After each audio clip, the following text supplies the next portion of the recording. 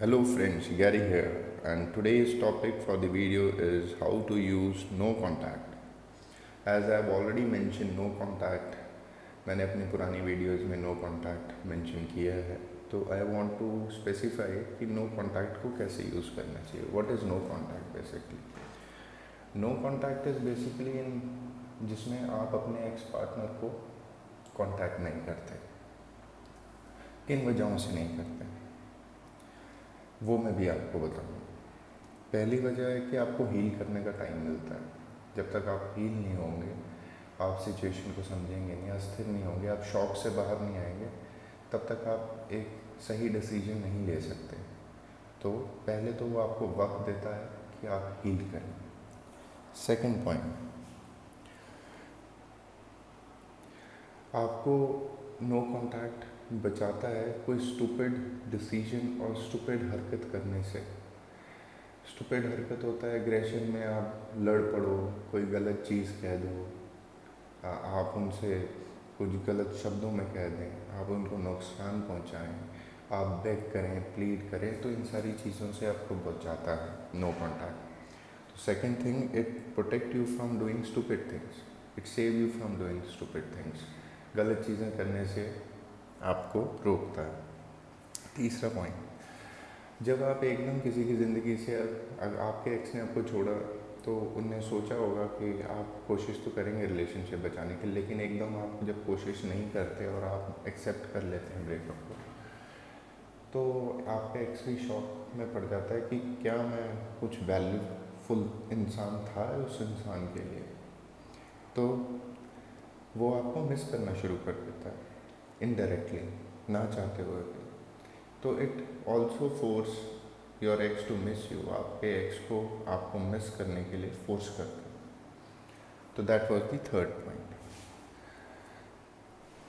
No contact के time period में जो आपका एक्स है, जब उसने रिलेशनशिप को एंड किया तो नेगेटिव मेमोरीज की वजह से एंड किया.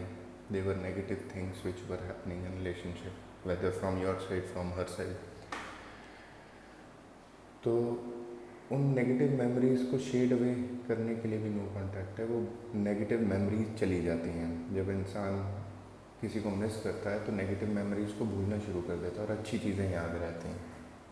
तो this was the fourth point.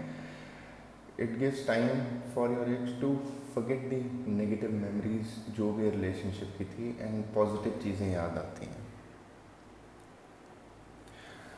दूसरा, पांचवा पॉइंट ये है कि ये आपके एक्स को दिखाता है, क्लियर सिग्नल दिखाता है कि अगर उनने छोड़ने का डिसीजन लिया है आपको, तो आपको मूव ऑन करने में कोई इशू नहीं है, आप मूव ऑन कर जाएंगे. और दे अंडरस्टैंड कि आप उनको एफर्ट्स करने पड़ेंगे इस रिलेशनशिप को बचाने के लिए. Otherwise you have probability, you have options in life. It is not that they only have option, that's why they have choose to leave you. उनके पास ये ऑप्शन थी, इसलिए उन्होंने आपको छोड़ने का डिसीजन लिया कि वो आपके बगैर जी लेंगे, आप भी जी लेंगे. तो इससे पावर डायनेमिक्स चेंज हो जाता है. उनने सोचा था, वो अपने आप को ऊपर रख के आपसे ऊपर रख के अपने आप को सोच रहे थे कि आपको छोड़ने के बाद आप मिजरी में होंगे, बट वो एक अच्छी ज़िंदगी जिएंगे. लेकिन आप उनको दिखा रहे हो कि ठीक है, अगर आपने वाइजली डिसीजन लिया है कि आप मुझे छोड़ना चाहते हो, तो आपने उसको एक्सेप्ट कर लिया है. तो that shows and it shows it changes the power dynamic. छोड़ा उनने, लेकिन आपने एक्सेप्ट कर लिया. तो आप अगर 5 पॉइंट पे थे तो आप सही 7 पे आ गए, उनके साथ बराबर खड़े हो गए. तो पावर डायनेमिक्स चेंज हो जाता है. Summing up all the points, मैं ये कहना चाहता हूँ कि जो नो कॉन्टैक्ट होता है that is not time bound, कि 1 महीने का नो कॉन्टैक्ट, 2 महीने का no contact. No contact is timeless, it is never end till the time आपका एक्स आपको कॉन्टैक्ट ना करे. So these were the certain points जो मैं आपको नो कॉन्टैक्ट के बारे में बताना चाहता था, जो मेरे दिमाग में आए. And I hope these points will help you in your hard time.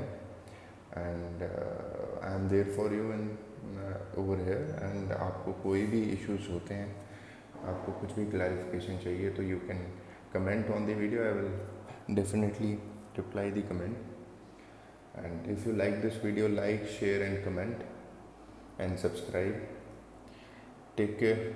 God bless.